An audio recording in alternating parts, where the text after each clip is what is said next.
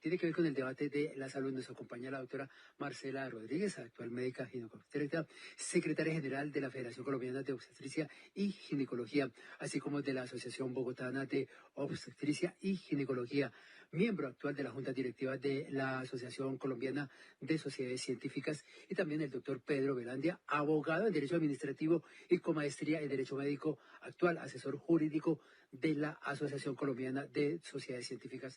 Doctora Marcela, bienvenida, muchas gracias. Qué honor tenerla precisamente en esta mesa de trabajo. Muy buenas tardes para todos los de la mesa y todo el público que nos escucha en este momento. Bueno, doctora Marcela, estamos ya a puertas de iniciar este nuevo debate porque realmente ya se han surtido las diferentes discusiones tanto en Cámara, ahora comenzará en este periodo legislativo en el Senado. ¿Qué decir en términos generales sobre esta reforma a la salud? ¿Va a prosperar? ¿Cómo lo han visto ustedes como médicos, como representantes de las diferentes sociedades científicas sobre lo conveniente o no conveniente para, no solo para la salud de los colombianos, sino también para los diferentes colectivos y sociedades médicas, doctora Marcela? Sí, como uno de los actores del sistema de salud, somos conscientes que nuestro sistema actual tiene muchas deficiencias, muchas falencias, pero también somos conscientes que tiene muchas ventajas y facilidades para los usuarios, los pacientes, sus familias y también para todo el gremio en general. Consideramos que la reforma es necesaria en el sistema, sin embargo, esta es una reforma que no ha sido francamente manejada con todos los actores, escuchado con todos los actores y diferentes gremios, no solamente los médicos, también los usuarios y los pacientes han pedido y han levantado la voz para que sean escuchados y sus comentarios y propuestas sean tenidos en cuenta en la reforma. Claro, doctora Marcela, pero en ese orden de ideas, quizás uno de los problemas recurrentes que han señalado los mismos médicos, doctor, a propósito le pregunto también, es quizás la falta de socialización. Recordemos que este problema quizás es una de las inquietudes que dejó la doctora Carolina Corcho en la discusión, en la manera en que se abordó esta reforma, y quizás las quejas de los médicos, de los profesionales de la salud, es que no se socializó, nunca los invitaron, las sociedades científicas, las sociedades médicas, los diferentes colectivos médicos en el país. ¿Eso es cierto o no es cierto? Y si se superó esa discusión en este sector de la salud. Buenas tardes, Carlos. Buenas tardes a todos. A ver, la discusión que se tiene respecto a la forma como se elabora la reforma o el proyecto de reforma a la salud es precisamente por lo que usted está diciendo de que no se convocaron a todos los actores o a todos los interesados en la reforma. Nosotros desde sociedades científicas, desde antes de la presentación del proyecto por parte de la doctora Carolina Corcho, empezamos a trabajar en tratando de hacer los aportes necesarios desde talento humano en salud para que fueran incluidos en la reforma. Cuando nosotros vemos el proyecto, no fueron incluidos nuestros aportes y hemos estado trabajando incluso. El vicepresidente de la asociación se reunió con el presidente de la Cámara, el doctor Calle, en su momento y le presentamos estas propuestas, pero desafortunadamente lo que estamos viendo es que por parte del talento humano en salud, en lugar de haber un avance cierto en las propuestas que se están haciendo, lo que hay un retroceso y se están sacando artículos que pues de una u otra forma afectan tanto al talento humano como en especial al ejercicio de los médicos en el país. Claro, pero doctor Velandia, mire, yo en varias oportunidades, bueno, aquí precisamente estuvo sentada una de las representantes de las asociaciones médicas, ya no está por el tema ya de una nueva elección. Ellos advirtieron que sí se abordaron varios temas, pero aquí para ya entrar en materia hay varios aspectos que no se tocaron, que fue el del papel importante de las sociedades médicas científicas. Empecemos, doctora Marcela. ¿Qué son las sociedades? ¿Cómo nacen en Colombia? ¿Para qué han servido? ¿Cómo contribuyen? ¿Y de qué manera aportan en lo que tiene que ver con las decisiones del profesional de la salud?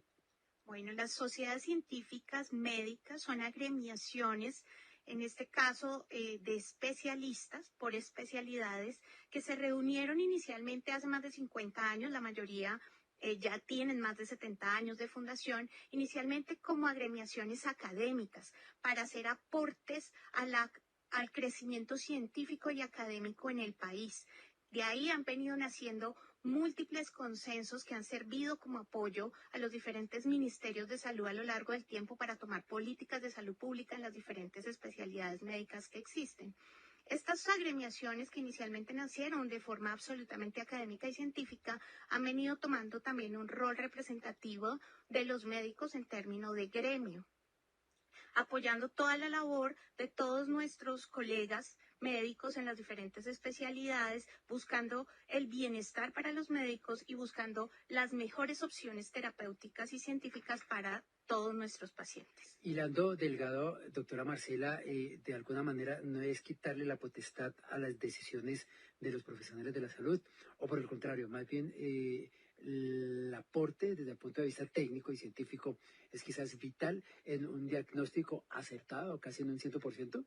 Sí, no, nuestras agremiaciones lo que buscan es llegar a consensos, es recoger todo este conocimiento, no solamente absolutamente académico, sino también clínico, de la experiencia de nuestros médicos, para ponerlo al servicio de toda la comunidad en general, principalmente de nuestros médicos, creando consensos o guías de práctica clínica y siendo el apoyo o referente científico, pero también para nuestros usuarios, dándole la seguridad de que en Colombia trabajamos por el mejor conocimiento médico puesto al servicio de ellos. Pero hay unos médicos que como que no les gusta el tema de que lo que ellos han impartido, lo que ellos han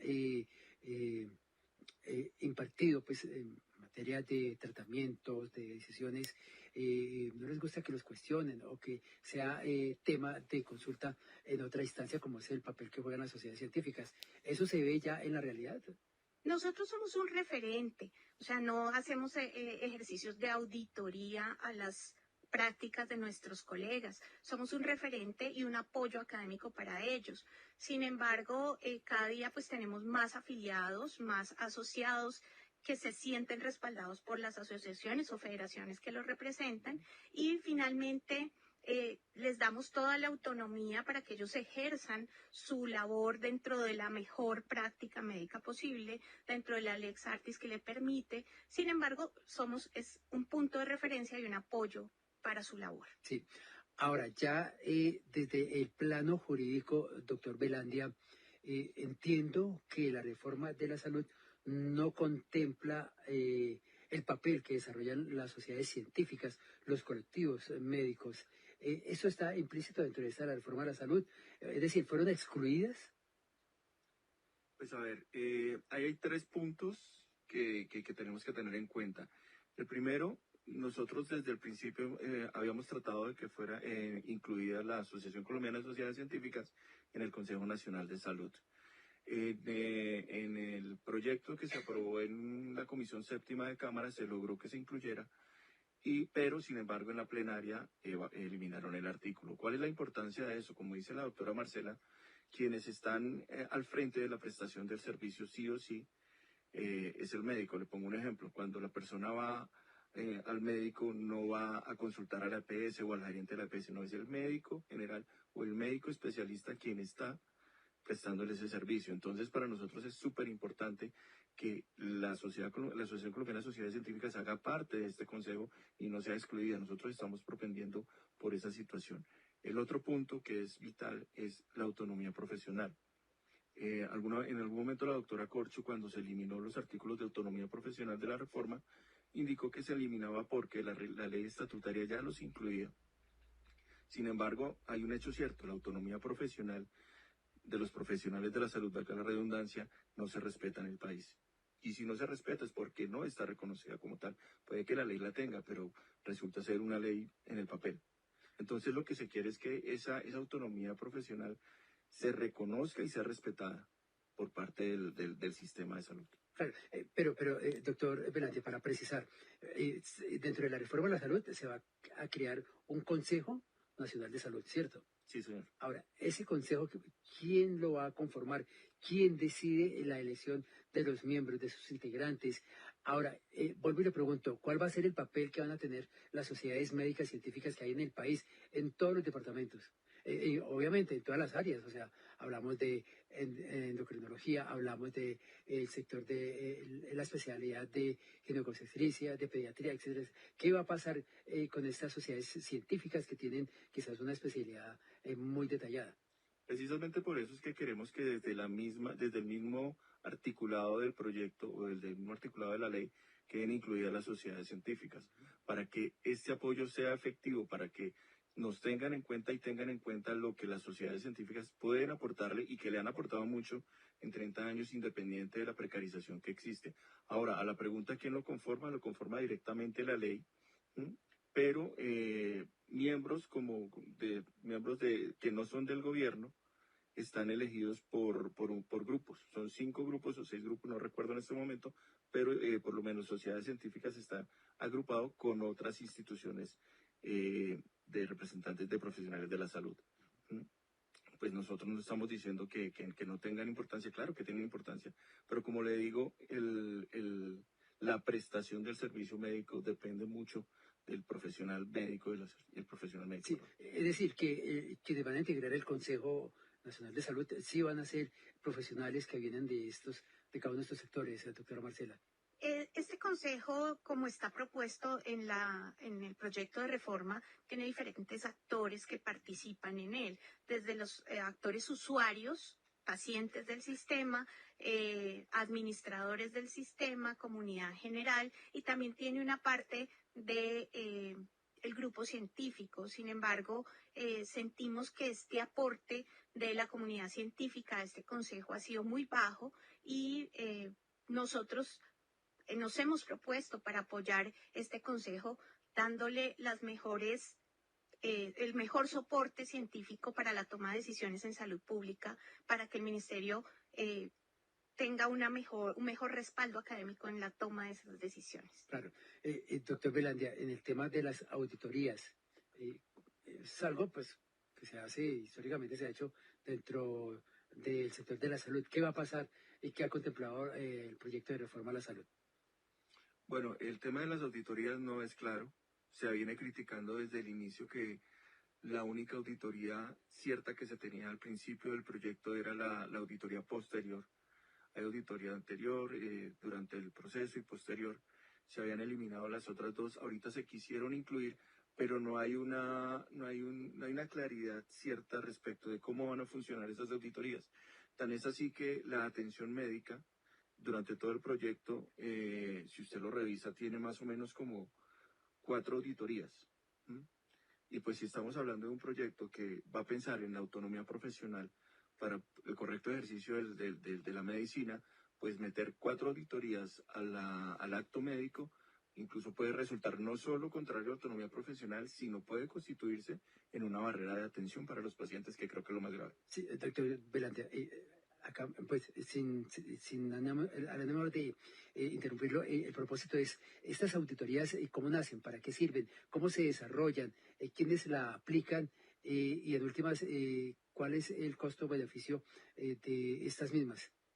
La auditoría, eh, la función de la auditoría en salud por lo menos es controlar la prestación del servicio, que el servicio no se exceda o que no se disminuya, es que sea un servicio adecuado a lo que requiere o de acuerdo con los postulados de oportunidad y calidad que tiene la ley estatutaria de salud. Esa es la función de las auditorías. En este momento las auditorías las ejercen las EPS. ¿M? Durante todo el proceso, pero lo que se critica del proyecto de reforma es que se eliminaron y no hay claridad en ellas. O sea, que en ese orden de la doctora Marcela, ¿quién va a ejercer esa vigilancia?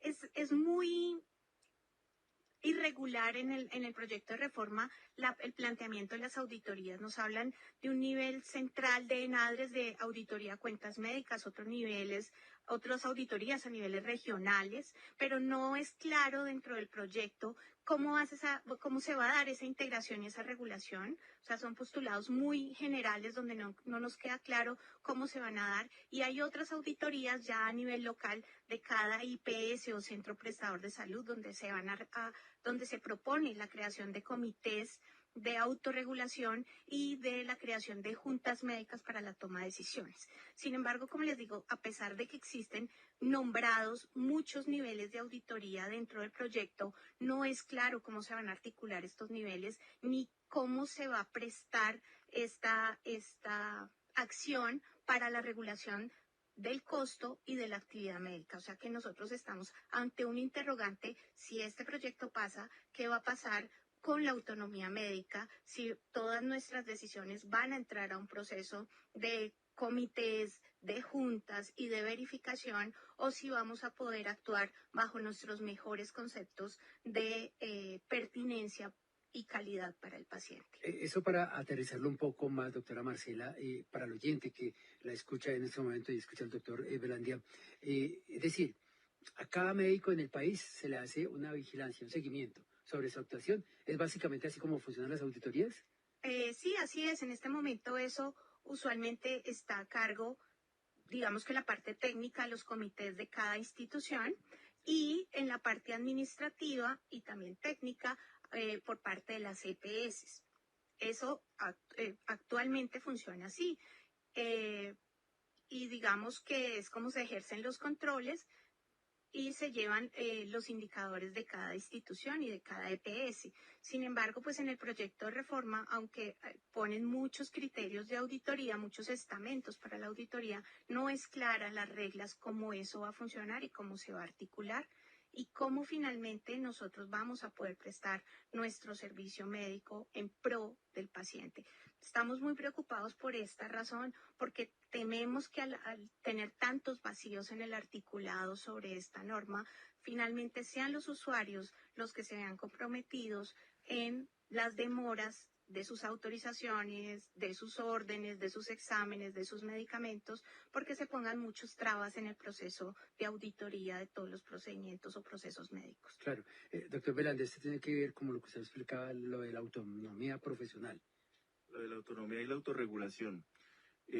Ocurre una cosa puntual con los comités de autorregulación que comentaba la doctora Marcela. La reforma o el proyecto de reforma lo que está planteando es que se constituya un comité de autorregulación por cada institución prestadora del servicio. Es decir, cada IPS va a tener un comité que va a determinar las políticas que va a aplicar en su institución. ¿Eso a qué nos lleva? A que si tenemos 1 millón de prestadores de servicio, vamos a tener 1 millón de políticas de salud. Y si usted trabaja en una clínica bajo una política y va a otra que trabaja una política totalmente distinta, puede incluso llevarlo, según el proyecto de ley, a problemas judiciales o procesos éticos, porque allí mismo lo indica. Entonces, tener tantas políticas no es sano. Lo que nosotros hemos recomendado es que si vamos a constituir redes prestadoras de servicio, sean las redes prestadoras de cada lugar las que impongan los comités de autorregulación para hacerlo menos difuso. Sí, aquí hay una preocupación, una angustia, doctora Marcela, doctor Belandia, y es que tal y como lo ha idealizado el gobierno nacional, en primera instancia es tener una salud de proximidad, es decir, una atención primaria, ¿cierto? Que es lo que en últimas es estatizar la salud como lo quiere hacer el presidente Gustavo Petro, llevar la salud a los terrenos apartados.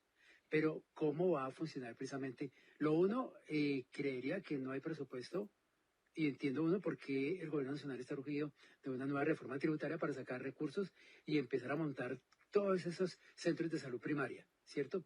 Pero entonces ahí, ¿quién los va a vigilar? ¿Quién los va a regular? ¿Cómo van a funcionar? ¿De qué manera van a contribuir para mejorar y llevar la salud en esas regiones apartadas? Es algo que no sé si eso se ha compartido o lo han socializado con las sociedades científicas. Es una cosa, pues, parece prácticamente como no tiene ni pies ni cabeza. Nosotros como sociedades científicas estamos de acuerdo en la necesidad de la atención primaria. O sea, es un punto que apoyamos de la reforma en llevar lo más cercanamente posible la salud a todos los usuarios y pacientes del país. Sin embargo, a pesar de que estamos de acuerdo en que esa debe ser una política pública en atención primaria, vemos con suma preocupación que la puesta a punto de todos esos centros que se requieren para que esa atención primaria sea posible es muy difícil, y en el articulado no es claro, ni en la parte económica ni en la parte logística, cómo se va a llevar a cabo esto. Claro, hay un aspecto importante, doctor Belandia, que es el del recurso humano, algo que ustedes, las sociedades científicas, han defendido. En ese aspecto, ¿en qué se ha discutido, en qué se ha avanzado, en dónde está la discusión sobre ese aspecto, sobre valorar mucho, naturalmente, la formación, la integridad y el recurso humano del sector de la salud, de los profesionales de la salud? Bueno, hay una cosa, Carlos, que dejó o que nos trajo la Ley 100 y es la precarización de los trabajadores o del talento humano en salud. A partir de la Ley 100, y hoy veía un artículo que hace 25 años los médicos estaban protestando porque la Ley 100 los colocó como trabajadores de segunda, y es una situación que no ha cambiado. O sea, ¿En la qué Ley 100 año, dejó de doctor ser, Belandia? señor. ¿En qué año?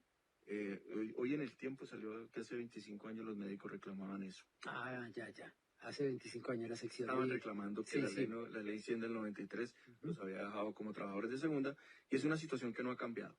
¿Por qué no ha cambiado? Porque la forma de vinculación de los trabajadores de la salud se volvió a través de tercerizaciones o de intermediaciones totalmente ilegales, cooperativas y bueno, todos estos fenómenos que se presentaron. Cuando revisamos el proyecto de reforma, nosotros lo que proponemos es una dignificación tanto de la parte laboral como de la parte social, desde todo el punto de vista para el talento humano en salud. Lo único que vemos en el proyecto de reforma es un planteamiento de un régimen laboral, pero un régimen laboral que no es claro, porque pues para hacerlo muy entendible, dice que los trabajadores que están en este momento se les respetará la forma de vinculación, pero es que la forma de vinculación es la que viene precarizada, o sea, la que viene mal desde hace 30 años. Entonces, no hay una forma cierta de establecer cómo se va a contratar al talento humano en salud, con el agravante que el año pasado nosotros, a través de la senadora Norma Hurtado, se promovió una ley de talento humano en salud que lo que procuraba era la laboralización del talento humano en salud. Pero en diciembre del año pasado, el ministro de Hacienda, que estaba en cabeza del doctor Ocampo, dijo que del año 2022, dijo que ese proyecto no podía seguir porque no tenía viabilidad financiera. Ahora se propone lo mismo, y pues la duda de nosotros es, bueno, es la misma situación en ese proyecto que en esta reforma, ¿qué es lo que ha cambiado? Y cuando vemos la parte financiera de la reforma encontramos que no ha cambiado nada. Entonces hay una inseguridad total en cómo se va a financiar ese régimen laboral especial, si va a existir, cómo se va a vincular al talento humano en salud. No, eso no está claro en la reforma. Increíble que esto suceda, doctora Marcela, ese aspecto, en que aquí no se ha aclarado cuál va a ser la condición de los profesionales de la salud, porque desafortunadamente creería que es un gremio que está absolutamente desprotegido, es decir, no hay un vínculo, como dice el doctor Belandia, con una entidad prestadora de salud, con un hospital, con una institución del Estado o con los hospitales o entidades privadas. Eso parece ser que es una constante aquí en Colombia. O sea, encontramos a muchos médicos que tienen que trabajar en una parte y luego por la tarde se van a trabajar a otro lado. Y si les queda tiempo por la noche, en algunos casos son docentes o catedráticos pues, en el área de la salud. ¿Por qué sucede eso? No hay quizás como esa regularización como lo dice el doctor Velandia, o sea, por qué el Estado no se ha preocupado precisamente para que a los médicos los vinculen formalmente, que tengan una oportunidad de quedarse en una entidad por años y que tengan la oportunidad de llegar a alcanzar una pensión y que puedan tener otras actividades alternas como el de capacitarse, como el de ser catedráticos? Bueno, digamos que esto surge también a raíz de la Ley 100 en el año 93. Cada vez más se ha permitido que la salud se vuelva un negocio y como negocio, digamos que nosotros somos la mano de obra de ese negocio. Y lo que han buscado es abaratar costos, eso llevando de la mano al talento humano salud a una precarización laboral, donde la mayoría de talento humano, no solamente médicos, sino todos los demás profesionales que están al lado nuestro, estén contratados por prestación de servicios, o sea que la mayoría de médicos en este país no tienen derecho a vacaciones, no tienen derecho a primas ni cesantías y por esa razón tienen que buscar múltiples trabajos porque digamos que el abaratamiento de costos en este sistema actual hace que el costo que más lleve Viven es de los contratos por prestación de servicios. Sí. Creo que eso es como el común denominador de los médicos, pero no tienen la oportunidad de vincularse a la carrera administrativa. No, es muy difícil y además hay que tener en cuenta que en este momento el 80% del talento humano en salud es de contratación privada. Cuando nosotros entramos a revisar el articulado de la reforma, lo poco que ha quedado en medio de todo este tránsito que ha tenido en el Congreso, los pocos artículos que han quedado cada vez bajan más el número de artículos que tocan al talento humano y la mayoría están representados solo para el talento humano en salud que trabaja con el Estado, que solo es el 20%. O sea que el 80% restante no tenemos ninguna protección legal ni ninguna garantía para entrar ni en carrera administrativa ni en un proceso, como usted lo dice, que nos vayamos a un hospital y que nos quedemos ahí aportándole 10, 15, 20 años, porque las situaciones son muy difíciles. Claro, doctor Velandia, ¿por qué esa diferencia tan profunda en cuanto a la escala salarial de los médicos? Una cosa es lo que gana un médico, digamos, en el hospital de la policía, ¿sí? Uno encuentra que es una tabla salarial muy baja, muy diferente cuando se va a trabajar con una EPS de prestigio o con una entidad supremamente reconocida. Naturalmente, esa diferencia es bastante alta. ¿A qué se debe esto? Básicamente es la forma de vinculación, como lo estaba diciendo la doctora Marcela.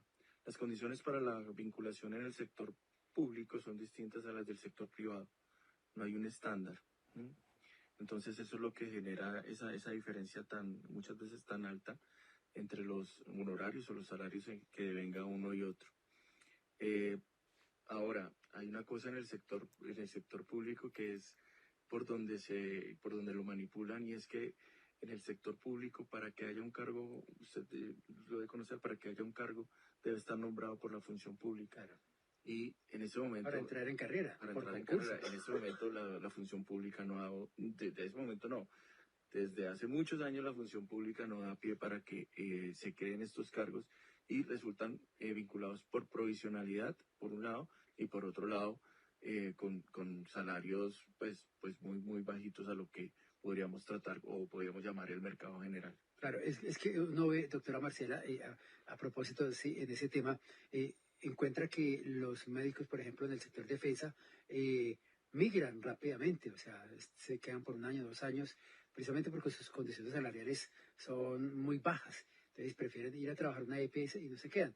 Eso por un lado. Eso también agregando el factor de la falta de recursos para contratar más médicos en entidades grandes como el sector defensa, que hoy día un beneficiario va a pedir una cita y nunca lo encuentra. ¿Ve? Cada vez se incorporan más uniformados, más soldados, más policías, más infantes, pero resulta que el recurso humano sigue siendo el de hace 20 años. Los mismos médicos, la misma cantidad de médicos es la misma cantidad de hace 10, 20 años atrás. Sí, bueno, en esos regímenes especiales, como por ejemplo el de defensa, ellos en este momento tienen una contratación mixta, tienen un personal que hacen contratación directa con el Estado, son funcionarios públicos y, sin embargo, la mayoría de cargos que están supliendo las necesidades de los usuarios en este tipo de régimen están contratados por OPS, por prestación de servicios, o sea, tienen un grupo de planta, pero el otro grupo también está contratado por prestación de servicios, también a las tarifas que impone las entidades públicas en este caso, que también se rigen por algo que se llama la ley cuarta. Y eso hace que la desnivelación salarial en lo público sea muy notable con lo privado porque van con unos topes que la ley establece. Y eso hace que estas entidades públicas no puedan subir más allá los salarios y se vean en desventaja con las entidades privadas que se rigen por la ley del mercado. Doctora Marcela, ¿quién defiende a los médicos a propósito en lo que tiene que ver con riesgos laborales? ¿Para ustedes les aplica cuando naturalmente tienen que entregar toda la documentación, cuando firman un contrato por prestación de servicios, cuando ustedes tienen quizás un riesgo de seguridad o que son atacados o que tienen alguna enfermedad, etcétera, etcétera? ¿Quién los defiende? ¿Quién los protege? Esto está implícito dentro de la reforma a la salud, porque si bien es cierto, podríamos decir que los médicos quizás es una actividad de alto riesgo. Así es. no solamente el riesgo biológico que tenemos de exposición todos los días Claro. ante todas las enfermedades que se presentan, sino también un riesgo social que cada vez lo vemos más en las noticias, agresiones, trabajamos en medio de ciudades de alta violencia, de alta Pacientes peligrosidad. enfurecidos, familiares que atacan a los Exacto, médicos, golpeados. eso se ha O sea, convertido, ahí en la reforma no estamos incluidos en ninguna de estas protecciones. O sea, el proyecto no incluye ninguna de estas protecciones para los médicos. No nos consideran en esa población especial y toda la exposición que tenemos. Actualmente, ¿qué pasa? Si nosotros pertenecemos a un régimen de contratación laboral, pues tendremos nuestra aseguradora de riesgos laborales que nos ponga la empresa y tenemos digamos, un nivel especial en esa categoría. Sin embargo, como la mayoría estamos por prestación de servicios, cada persona de forma independiente tiene que pagar su ARL. O sea, el médico para poder ir a laborar a una entidad tiene que hacer su pago individual de prestaciones sociales, incluidas salud, pensión y ARL para poder laborar. O sea, está a cargo de nosotros mismos, claro, sacar de nuestro como cualquier salario independiente. para pagar esa protección, como cualquier trabajador independiente. Claro. Ahora yo me pregunto, doctor Velandia, ¿cuál ha sido la posición del doctor Guillermo Alfonso Jaramillo con esta reforma de la salud? ¿Ha sido abierto, ha sido cercano con los sectores médicos, con las sociedades científicas? Pues nosotros, como le indiqué desde el inicio, nosotros hemos tratado tanto con la doctora Corcho como con el doctor Jaramillo de tener acercamientos. Los hemos tenido muy pocos. Sociedades Científicas tiene o está incluida en un grupo que se llama Acuerdos Fundamentales, que somos 17 organizaciones. A través de ellos es que hemos logrado tener contacto con el doctor Jaramillo, pero más allá de eso, independiente de que tanto directamente como a través del doctor Gustavo Petro hemos tratado de poder reunirnos con él, no lo hemos logrado. A la fecha no lo hemos logrado. Y pues obviamente las propuestas y todo lo que hemos pasado nos ha tocado a partir de comunicados. Fundamental, necesariamente que sean incluidas las sociedades científicas del país en esta reforma a la salud, doctora Marcela. Sí, fundamental. Hemos venido trabajando en pro de la salud de los colombianos, incluso nos organizamos para la pandemia del COVID. Colombia hizo el consenso colombiano de COVID en apoyo de la Asociación Colombiana de Sociedades Científicas, donde reunió los expertos de cada especialidad y publicaron el consenso, que fue la base fundamental para el Ministerio de Salud y tomar sus políticas en ese momento tan crítico. Y no solo se utilizó para Colombia, fue referente latinoamericano para el manejo de pacientes. Ese es el tipo de apoyo que hace sociedades científicas para la política de salud pública.